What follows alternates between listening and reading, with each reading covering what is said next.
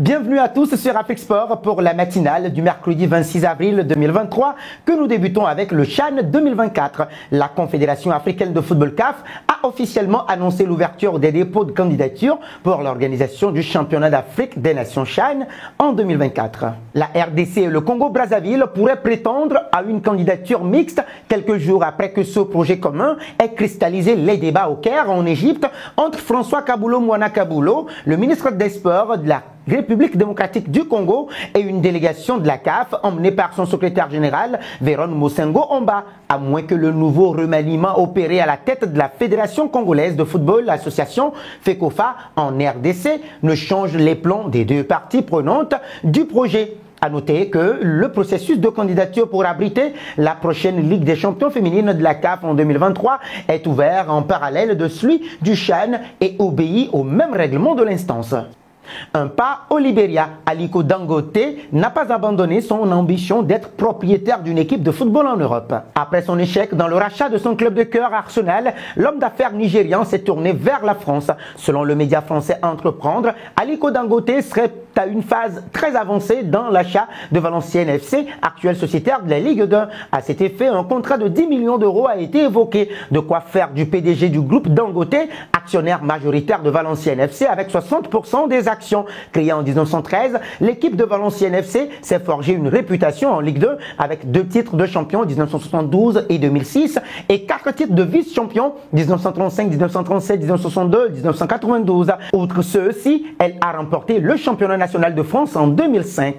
Cette saison, le club est logé à la 15e place du classement et donc hors de course pour la montée. Nous voici arrivés à l'instant quiz avec 3 indices pour connaître notre joueur mystère du jour. Premier indice, je suis un attaquant de 26 ans de la Série A. Deuxième indice, j'ai explosé au stade de Reims. Troisième indice, enfin, j'appartiens à une équipe d'Espagne. Qui suis-je? Vos réponses sont attendues en commentaire. Nos félicitations à tous ceux qui ont répondu. Aurélien Tchouameni lors de la dernière matinale. C'était le joueur à trouver puisqu'il est un milieu de terrain français de 23 ans de la Liga Santander qui a déjà joué pour Monaco. Il a débuté chez les Girondins de Bordeaux. Un pas au Congo. Le championnat de la Ligue nationale de football, l'INAFOOT, ne reprendra pas probablement cette saison. Une réunion des dirigeants des clubs et les sociétaires avec le secrétaire général de la Confédération africaine de football CAF, Véron Mosengo Omba, a plus édifié les acteurs. C'était au siège de la Fédération congolaise de football, l'association FECOFA à Kinshasa. Il leur a été clairement expliqué que cela ne servait plus à rien de terminer la saison au regard du temps qui restait et que l'argent qui allait être consenti servirait à bon escient la saison prochaine. Il restera maintenant à la FECOFA d'officialiser cette décision, ce qui sera le travail du comité de normalisation. Des rumeurs circulaient depuis déjà quelques semaines concernant la mise en place de ce comité et les raisons précises ont été données par le secrétaire général de la Confédération africaine de football CAF qui a animé une conférence de presse à ce sujet. Filons en Espagne, une gifle qui ressemble à une soirée d'adieu pour le titre en Liga. Avec 11 points de retard au coup d'envoi, le Real Madrid n'avait d'autre choix que de s'imposer sur la pelouse de Girona pour mettre la pression au Barça qui se déplace aujourd'hui au Rayo Vallecano et s'est raté dans toutes les grandes majeures. Dominateurs, les Madrilènes ont rapidement bu la tasse avec un doublé express de celui qui allait entrer bientôt dans l'histoire, Valentin Castellanos, 12e, 24e. Juste avant la pause, Vinicius Junior a relancé l'espoir en réduisant la marque de la tête, 34e, 2-1, mais le suspense n'a pas duré longtemps. Au retour des vestiaires, l'intenable Castellanos allait closer à nouveau la marque, 46e, 3-1, avant de continuer son show avec un 4e but, 62e, 4-1. Il devient le premier joueur à inscrire un quadruplé face au Real Madrid en Liga au 21e siècle. Il faut remonter à 10 ans en arrière et Robert Lewandowski en Ligue des Champions en 2013 pour trouver la trace d'un tel exploit. En fin de match, Lucas Vazquez a réduit la marque suite à un nouveau numéro de Vinicius Junior, 84e, 4-2. En attendant, le Barça peut prendre 14 points à 7 matchs de la fin du championnat. L'Atlético de Madrid peut de son côté revenir à 2 petites unités. Ce résultat a largement surpris les observateurs. En Espagne, la presse s'est mise en état de choc face à la déroute des hommes de Carlo Ancelotti. Les supporters, eux, sont particulièrement inquiets et pour cause, les Madrilènes semblent développer une Benzema dépendance et un Courtois addict. Inquiétant si l'on sait que Manchester City se profile à l'horizon. Pour vous, qu'est-ce qui peut expliquer ce naufrage du Real Madrid? Vos avis sont attendus en commentaire. Intéressons-nous à Léo Messi. Selon Le Parisien, l'Argentin voudrait obtenir une revalorisation salariale, ce alors que le Paris Saint-Germain doit baisser sa masse salariale.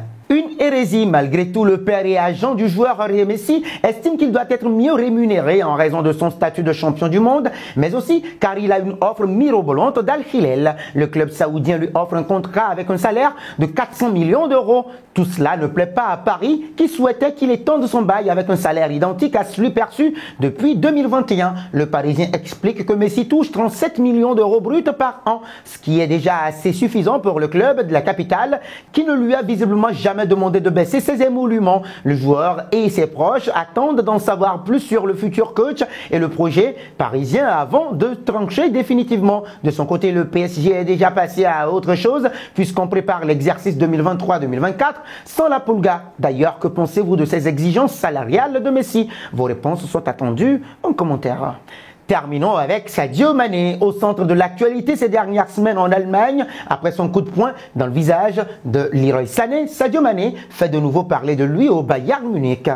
Mais cette fois-ci dans le bon sens, entre sa blessure qui l'a éloigné des terrains de novembre jusqu'à début février et le malentendu avec Leroy Sané récemment, tout est à refaire pour Mané en Allemagne. Pour ce faire, l'attaquant sénégalais sait comment reconquérir les cœurs des fans. Alors que tout l'effectif du Bayern Munich était au repos, Sadio Mané est venu au centre d'entraînement du club pour travailler tout seul. Un geste qui montre l'engagement de l'ancien de Liverpool au club et surtout son envie de rebondir et repartir sur de nouvelles bases. Lui qui a retrouvé le chemin des filets durant le week-end dernier lors de la défaite 1-3 à Mayence. Le prochain match du Bayern a lieu dimanche contre le Hertha Berlin. Et nous arrivons au terme de cette matinale que nous bouclons avec la question du jour. Pensez-vous que Sadio Mané pourra inverser la tendance d'ici la fin de la saison avec le Bayern Munich? Vos réponses sont attendues en commentaire. En attendant, n'hésitez surtout pas de vous abonner sur Afrique Sport et d'actionner la cloche de notification pour ne rien manquer du football continental et international.